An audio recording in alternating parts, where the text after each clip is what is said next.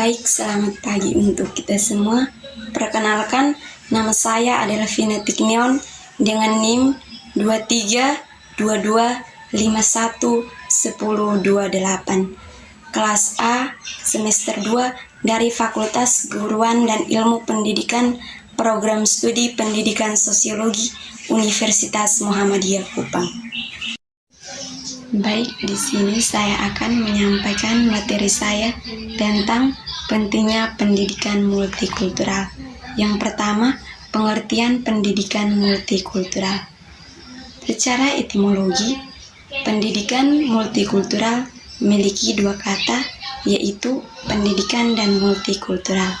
Pendidikan adalah proses pengembangan sikap dan tata laku seseorang atau kelompok dalam usaha mendewasakan melalui pengajaran, pelatihan, proses, dan cara mendidik.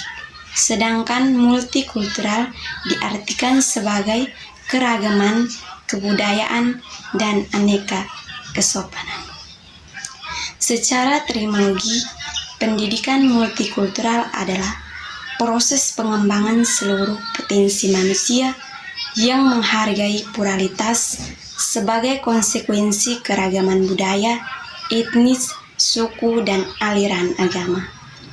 Menurut ahli Anul Yakin pada tahun 2005 mengatakan bahwa pendidikan multikultural adalah strategi pendidikan yang diaplikasikan pada semua mata pelajaran dengan cara menggunakan perbedaan-perbedaan budaya yang ada pada para siswa, seperti perbedaan etnis, agama, bahasa, gender, kelas sosial, ras, kemampuan, dan umur agar proses belajar menjadi efektif dan mudah. Yang kedua, landasan pendidikan multikultural di Indonesia. Multikultural adalah berbagai macam status sosial budaya, meliputi latar belakang, tempat, agama, ras, suku, dan lain-lain. Menurut Undang-Undang Nomor 20 Tahun 2003 tentang Sistem Pendidikan Nasional, Pasal 1 Ayat 1, pendidikan merupakan usaha sadar dan terencana untuk mewujudkan suasana belajar dan proses pembelajaran agar peserta didik secara aktif mengembangkan potensi diri untuk memiliki kekuatan spiritual keagamaan, pengendalian diri, kepribadian, kecerdasan, akhlak mulia, serta keterampilan yang diperlukan dirinya, masyarakat, bangsa, dan negara. Yang ketiga, prinsip-prinsip pendidikan multikultural. Ada 3 prinsip pendidikan multikultural yang dikemukakan oleh Tiller pada tahun 2004, antara lain sebagai berikut. Yang pertama, pendidikan multikultural didasarkan pada pedagogik kesetaraan manusia.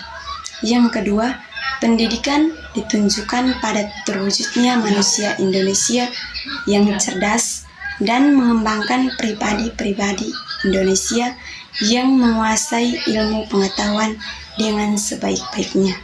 Yang ketiga, prinsip globalisasi tidak perlu ditakuti bangsa ini terhadap arah serta nilai-nilai buruk yang dibawanya.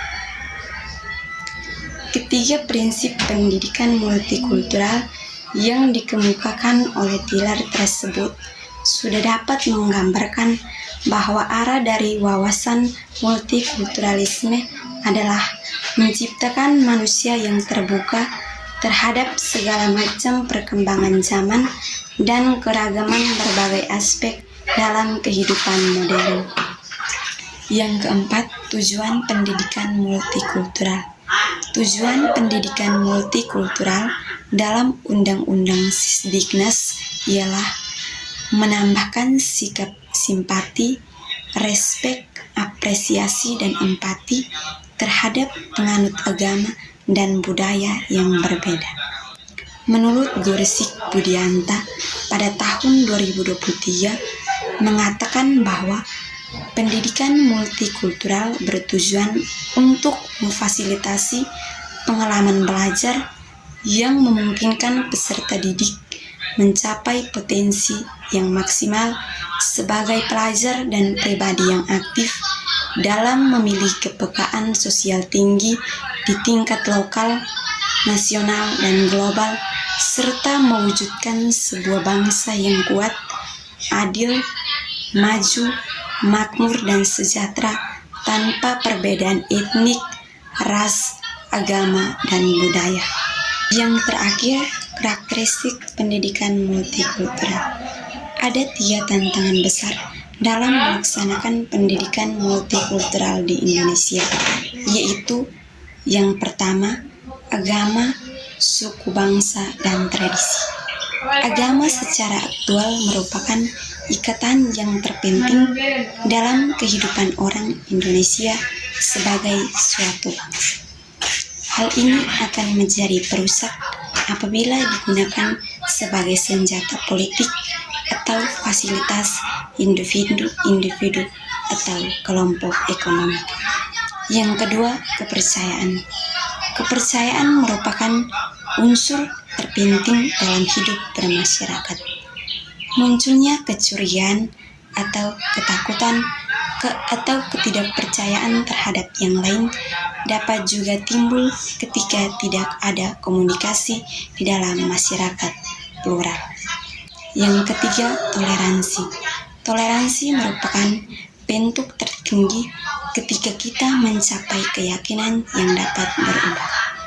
Toleransi juga merupakan suatu pendekatan dalam perubahan pandangan, wawasan, dan akal pikiran. Terima kasih.